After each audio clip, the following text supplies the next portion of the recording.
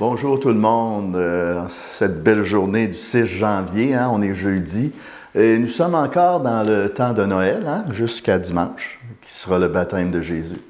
Alors, pour ceux et celles pour qui je n'ai pas eu l'occasion de leur souhaiter joyeux Noël, je vous le souhaite, et une heureuse et sainte année aussi. Alors, c'est une année qui nous est offerte avec toutes ses surprises, comme tous les ans. Alors aujourd'hui, on va accueillir cette bonne nouvelle. Il y a une bonne nouvelle pour nous aujourd'hui, et c'est dans l'Évangile de Jésus-Christ selon Saint Luc, au chapitre 4, versets 14-22. Le ciel et la terre éclataient de joie, le divin enfant est né. Alléluia, Alléluia, gloire à toi dans les cieux, Alléluia. Le Seigneur soit avec vous. L'Évangile de Jésus-Christ selon Saint Luc. En ce temps-là, lorsque Jésus, dans la puissance de l'Esprit, revint en Galilée, sa renommée se répandit dans toute la région. Il enseignait dans les synagogues et tout le monde faisait son éloge. Il vint à Nazareth, où il avait été élevé. Selon son habitude, il entra dans la synagogue le jour du sabbat et il se leva pour faire la lecture. On lui remit le livre du prophète Isaïe.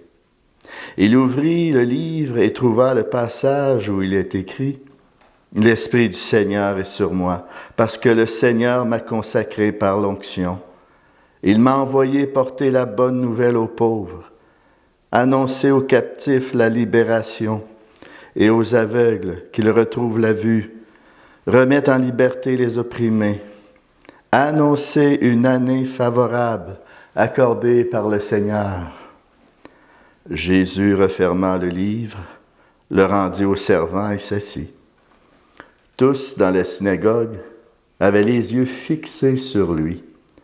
Alors il se mit à leur dire « Aujourd'hui s'accomplit ce passage de l'Écriture que vous venez d'entendre. » Tous lui rendaient témoignage et s'étonnaient des paroles de grâce qui sortaient de sa bouche. Acclamons la parole de Dieu. Le ciel et la terre éclatent de joie, le divin enfant est né. Alléluia, Alléluia, gloire à toi sur la terre, Alléluia.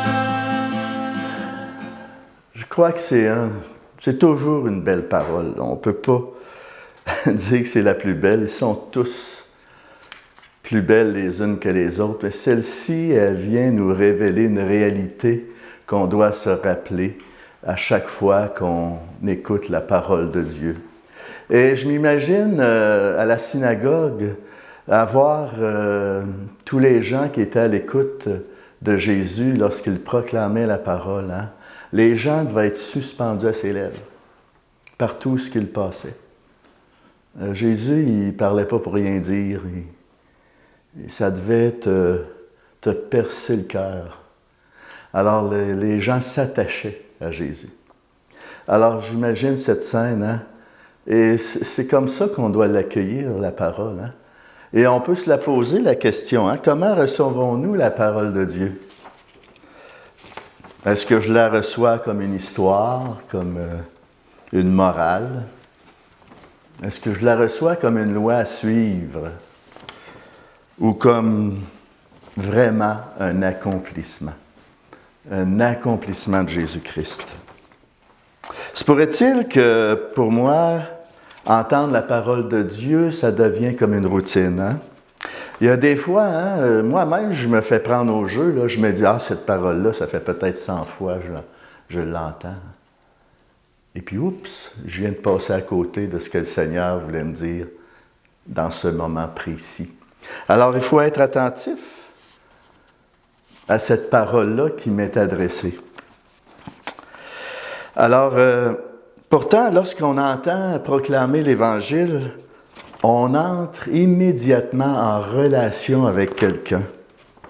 Aujourd'hui, dans toute liturgie, Jésus lui-même déroule le livre et parle à chacun et chacune d'entre nous. Je ne sais pas quel pape avait dit ça dans un encyclique ou une exhortation, qu'à chaque fois que quelqu'un proclame l'Évangile, c'est Jésus lui-même qui parle. Alors ça, on doit se graver ça dans le cœur parce que ça change toute la dynamique du message et ça change aussi la dynamique de relation. C'est ce qu'on recherche à travers la prière, à travers les sacrements, à travers la parole, c'est cette relation qu'on veut entretenir, un cœur à cœur avec le Christ. Alors vraiment, Jésus n'est pas venu abolir, mais accomplir. Cet accomplissement-là. Aujourd'hui, cette parole de l'Écriture que vous entendez, c'est aujourd'hui qu'elle s'accomplit. C'est très beau.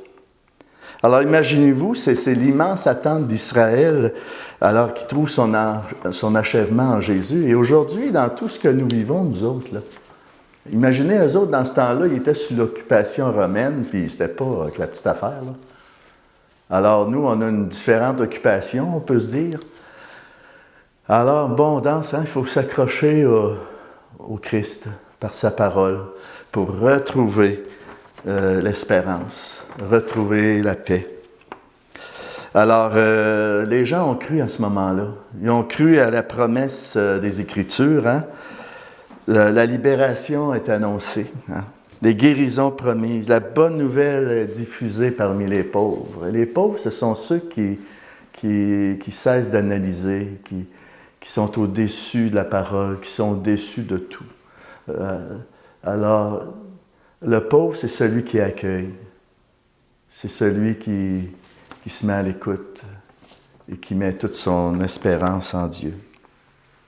Alors, avec Jésus, Dieu a pris un visage, de manière toute nouvelle. Et c'est pour ça, à chaque fois que j'écoute avec le cœur la parole de Dieu, le Seigneur vient faire du neuf en moi. À chaque jour, il y a quelque chose de nouveau qui s'accomplit.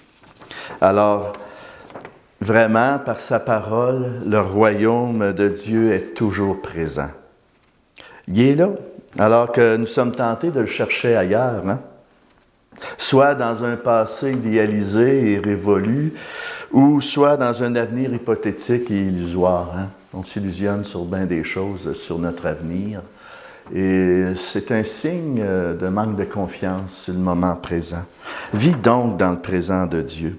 Alors on voit dans l'Évangile qui est dit, ils avaient tous les yeux fixés sur Jésus. Est-ce que moi, dans ma journée, j'ai ce regard fixé sur Jésus? Alors, il ne faut pas se laisser trop distraire par tout ce qui paraît du dehors. Je veux me rappeler les paroles du pape François. Ne te laisse pas voler ton espérance. Ne te laisse pas voler ta joie, ta paix, à travers tout ce qui se vit. Aie les yeux fixés sur Jésus dans ta journée. Alors, l'accomplissement de l'Écriture dont témoigne Jésus, elle est pour toi. C'est pour tes oreilles, c'est pour ton cœur. Alors, il s'agit d'entendre la voix qui porte la promesse, de s'y fier, de faire confiance. Essayez d'imaginer à l'avance, sans essayer d'imaginer à l'avance comment elle va se concrétiser dans ton histoire. Fais confiance. On le voit avec le bon Saint Joseph. Imagine-toi dans tout ce qu'il a vécu. C'est un modèle pour nous, Saint Joseph. On doit s'accrocher aussi à lui pour qu'il nous conduise au Christ dans cette promesse qu'il nous fait à travers sa parole, parce que lui, il l'a vécu dans ses tripes. Alors, à travers tout ça, il s'agit, comme Jésus le rappelait à Nicodème, d'écouter la voix de l'Esprit Saint à travers la parole, sans savoir d'où il vient ni où il va. Alors Jésus lui-même, dans son humanité, il a vécu au jour le jour, guidé par cette écoute-là, dans tout son parcours. Alors par ce souffle de l'Esprit Saint, l'effet que ça donne, ça nous sort de notre désespoir. Ça me sort de mon anxiété. Par la parole, je vais venir à bout de sortir de mes repliements. de mon aveuglement. C'est important, ça. Même de mon isolement. Parce que là, présentement, c'est comme si on était en train de s'isoler les uns les autres. Alors, il va falloir réapprendre à marcher ensemble, à travailler ensemble, à entrer en relation les uns avec les autres. Alors, mettons toute notre confiance en lui. Alors, pour terminer, n'oublions jamais cette promesse que Jésus nous a faite à son ascension. Et moi, je suis avec vous tous les jours, jusqu'à la fin des temps. Alors, on pourrait prendre un petit moment pour prier ensemble.